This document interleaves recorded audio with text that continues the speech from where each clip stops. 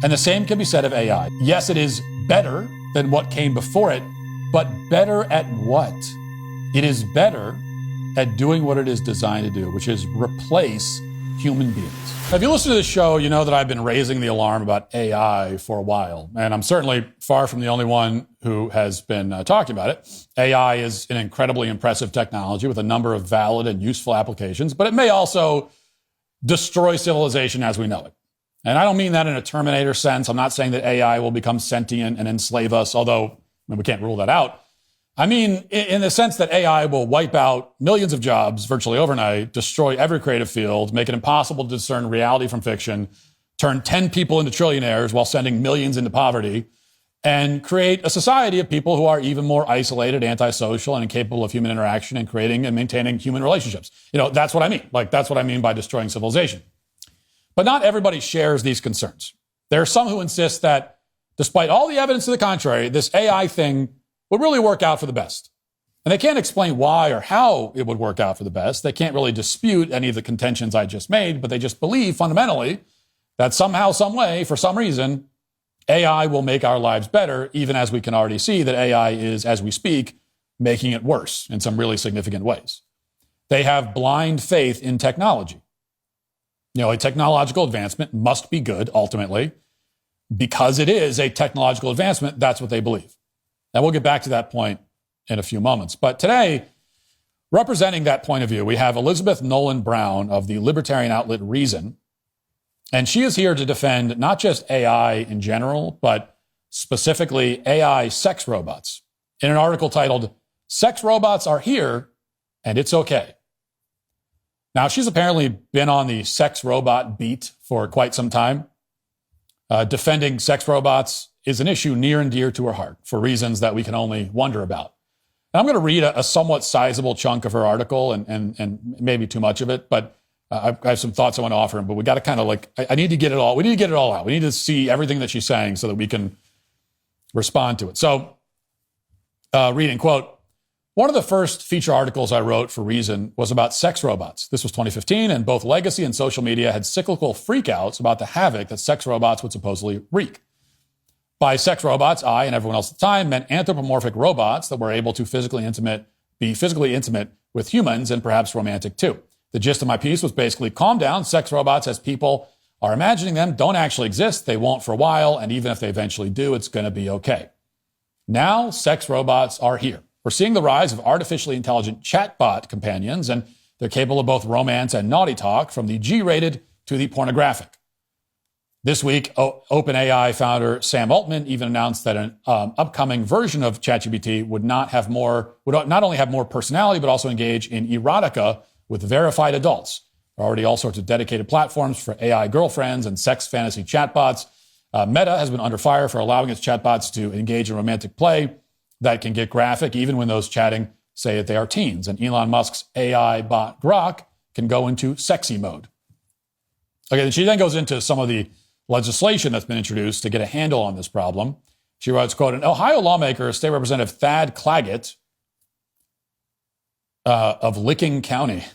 I don't know, it's just a great name, and somehow, I don't know what to say about that. Licking County, Thad Claggett.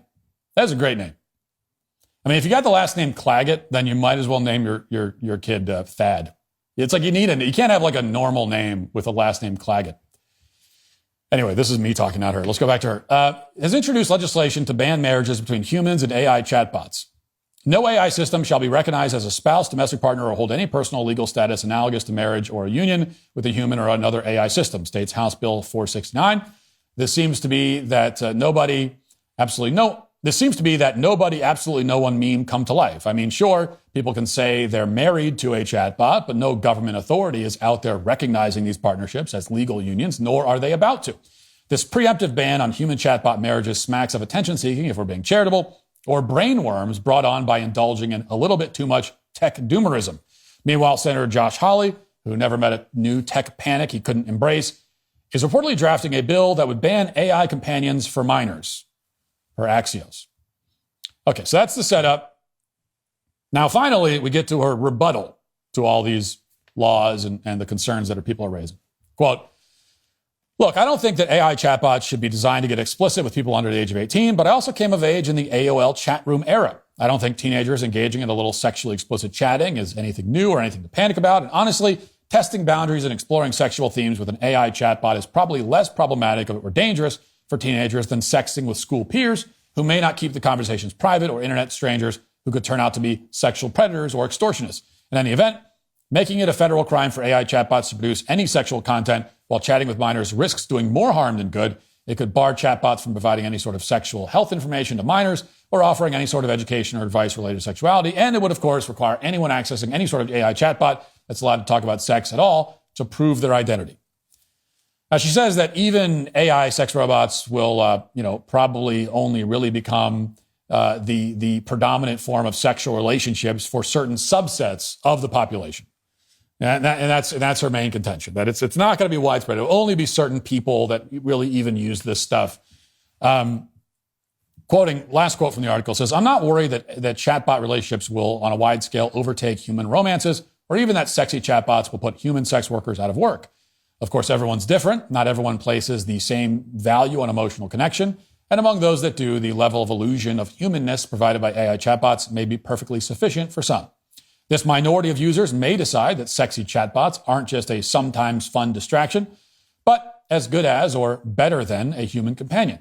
But it'll be a small minority, and regardless, heavy on people incapable or undesiring of sustaining a real relationship." Okay, I just read way more of that article than I preferred to or maybe needed to, but I wanted you to hear the whole argument, such as it is. She is following the same formula as everyone else who dismisses the concerns of those of us who don't want AI to take over our lives. That's why I think it's worth considering her points in detail and considering how weak and self-contradictory they are. So let's go back and review a few things. First of all, she assures us that nobody is marrying AI, that no government is or will validate those marriages. And on a broader level, she says with confidence that AI relationships will not become a thing at scale. And if they really take hold, it will only be among certain small portions of the population, the misfits and the outcasts. And to that, I would say, even if it's true, your plan then is to what? Just abandon the outcasts and relegate them entirely to, a life devoid of human love and connection? You say only portions of the population, only the people who are already lonely and miserable will be doomed to this fate, and we're supposed to what? Just be okay with that? What happens next? When we have an entire subset of the population, which you've already admitted may, maybe, perhaps, likely will happen, entire subset who are isolated from human contact at a level and in a way previously unknown to mankind, what then? What happens to those people? What kind of people do they become? What effect does that have on society at large? And what happens when those people start clamoring for social acceptance? What happens when they start claiming that they have a human right to have their AI relationships recognized and validated by the state? I mean, it won't be the first time that a small minority of social outcasts have launched a campaign for public and legal validation and approval. And how did it work out the other times? Who ultimately won that argument? I mean, I remember a time when I was told that transgenders are a tiny minority with no relevance to the greater public. And then I remember how a few years later, acceptance and affirmation of transgenderism was mandated by every powerful institution in the country. But Elizabeth Nolan Brown of Reason says that's not going to happen here. Not going to happen. Well, why won't it happen? How does she know that? This is what you get from the AI defenders. It's just this. It's like, it's not going to happen. Come on. That's their whole argument. It's really just that. You talk about, this is where this is heading. These are all the terrible things that are going to happen as a result. It's not going to happen. That is the whole argument. Come on. Come on. She feels it. She feels it in her bones that it's not going to happen. Well, the problem is that she admitted in the very first paragraph of this same article that she's already been wrong about this exact topic. She says that in 2015, she wrote an article telling everyone to calm down about sex robots because they don't exist and won't for a while. And then her next sentence is, now they're here. Okay, well, turns out the people who warned about this problem in 2015 were right. And you were wrong. I mean, you've started the article by telling us you were wrong about this precise topic. And now here you are making the same argument that was already wrong. She argues that, sexting with a chatbot isn't any worse than the sexually charged AOL chat rooms that teens populated back in her day. And it's true. Young people have been exposed to sexually explicit conversations and content online in huge numbers for the past 25 years at least. She's right about that. But the part she doesn't grasp, and that libertarians can never seem to get their heads around, when they say, a version of this has been happening for a long time. That's like their argument for everything. This has already been happening. Yes, a version of this has been happening for a while, and it's been really bad the whole time. Okay? Young people in my generation were greatly harmed on a deep psychological, spiritual, eventually even physical level by their exposure to this kind of thing. Okay, so the libertarian constantly just waves his hand and says, oh, please, people have been warning about this forever, and everything turned out fine. I mean, I hear this argument all the time. They constantly. And they say that, and it's like, well, but everything didn't turn out fine. What are you talking about? The people issuing these warnings have been right all along, every step of the way, on literally every point. And you're too obtuse to see it, or not honest enough to admit that you see it. I mean, you get this too about, you come up with a million examples, but anytime you talk about, if I talk about how people spend, it's like we're spending 15 hours a day looking at screens. And the response I'll often get from these kinds of people is, oh, people said that about TVs back 30 years ago, 40 years ago. Back 40 years ago, people were saying that people were all worried about TVs. Were worried about how much TV everybody was watching. Look how it turned out. Well, yes, look how it turned out. That's the point. They were right. People 40 years ago who said, look at this. People are spending 2 hours a day staring at a screen. This is really bad. I mean, we're gonna end up in a society where no one ever does anything but look at a screen. We're gonna end up in a society where people are living their entire life looking through a screen. That was the argument 40 years ago. They were right. Okay? So if I'm making an argument now that is a spiritual successor of those arguments, that means I'm right, just like they were right. What part of this is not getting through your thick skulls?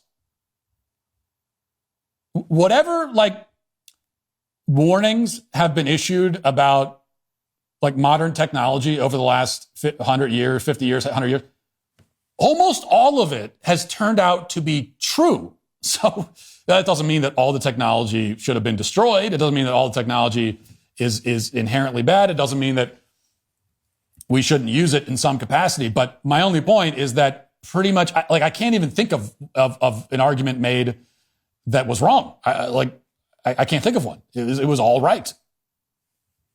But perhaps our weakest argument is that it's better for kids to sext with AI than with each other. And even if that were true, that doesn't mean it's good and not extremely harmful for them to sext with AI. But it isn't true. Okay, neither situation is good. We should take steps to prevent both. Do you really think it's better for kids to get involved in sexually explicit exchanges with AI algorithms created and run by trillion-dollar corporations? You think that's a safer situation for kids? Are you insane? Have you lost your mind that you look at that and say, well, that seems safer? Sure. These freaking mysterious algorithms, no one even knows how they work. Right? The companies that make them won't tell us how they work. We don't know what goes into them. We don't know how they're programmed. We don't know anything about them. And I think it's safer for kids to, at best, it's as bad. At best. The idea that it's safer is asinine. I mean, it's lunacy. You are a lunatic. Amazingly, Elizabeth claims that it's better because conversations with your peers, she says, may not remain private. Elizabeth, do you think that conversations with AI are private? Do you really not understand that literally everything you say to a chatbot is not private at all, in the slightest? Do you not understand that? That there is a log that lives forever somewhere? Okay?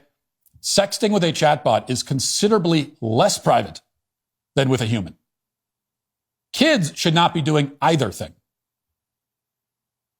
So serious, significant steps should be taken to prevent your kid from doing any of this. They should not be doing any of it. But the claim that it's less dangerous and exposes them to less harm to be involved in these kinds of relationships with algorithms is just asinine. And it reveals a total lack of insight into any of the issues that she's writing about, not to mention human nature itself. And that brings us to the last point, which was the first point. The people who have this pathologically dismissive attitude towards the concerns about AI are really operating from a place not of reason, despite the name of the publication, but of faith. They have faith in the doctrine of human progress. They have faith that technological advancements are always good, must never be impeded, much less prevented. AI is good because it's more technologically advanced than what came before it. And that was good because it was better than what was before that, and on and on and on. The idea that a technological advancement could be a net negative is impossible in their minds. And in a certain sense, they're right. An advancement, by definition, is progress. And progress, by definition, is positive change. But the problem is that not everything we call an advancement actually is, because not everything we call progress actually is. In fact, we have an entire party that defines itself as progressive and yet advocates the opposite, as we know. So these members of the techno-religion have, I think, a simplistic and impoverished and materialistic and frankly really stupid view of what counts as an advancement. To them, an advancement is any technology that is quicker, more efficient, and more powerful. But I would say that a real advancement, okay, is anything that makes human life better. And in some cases, quickness and efficiency and technological firepower does make human life better. And in those cases, it qualifies as an advancement. But there can be cases where a thing is quick, efficient, and powerful, and yet does not generally make our lives better, or where it improves our lives in some respects, but degrades it in a much greater respect. And in that case, to call it an advancement is a contradiction in terms. You know, one of the newest pieces of technology on the market today are suicide pods. And these are coffin-like capsules where a person can enjoy euthanasia in a, we are told, clean and painless way. And the suicide pods are certainly more powerful. They're more technologically impressive. They're quicker. They're more efficient than the methods used in the past. Does that make it an advancement? Is this an advancement? Has humankind advanced through the invention of the suicide pod? No. By making it easier for us to destroy ourselves, we have done the opposite of advance. We have regressed. Destruction is not advancement. Death is not progress. Okay, we would not look at a man who is in a free fall after jumping off of a 100-story building and say that he's really progressing. Yeah, he's moving fast. He's moving efficiently towards a goal, but the goal is to be splattered on the pavement. And that is not progress. That is not advancement. That is not improvement. And the same can be said of AI. Yes, it is perhaps the most technologically impressive piece of tech that we've ever seen. I mean, it's quicker, it's more efficient.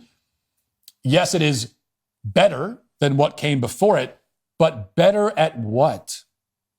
Better at what? It is better at doing what it is designed to do, which is replace human beings. Replace our jobs, replace our creative output, even replace our romantic relationships. That is what it is so good at. And indeed, it's better at that than any other technology that has ever existed. And it's not close. And that is exactly the problem. And if the folks at Reason can't see that, well, then they are today canceled. If you'd like to see what else I have to say, you can access my full show by going to dailywire.com or by going to the Matt Walsh Show Twitter page. Hope to see you there. Godspeed.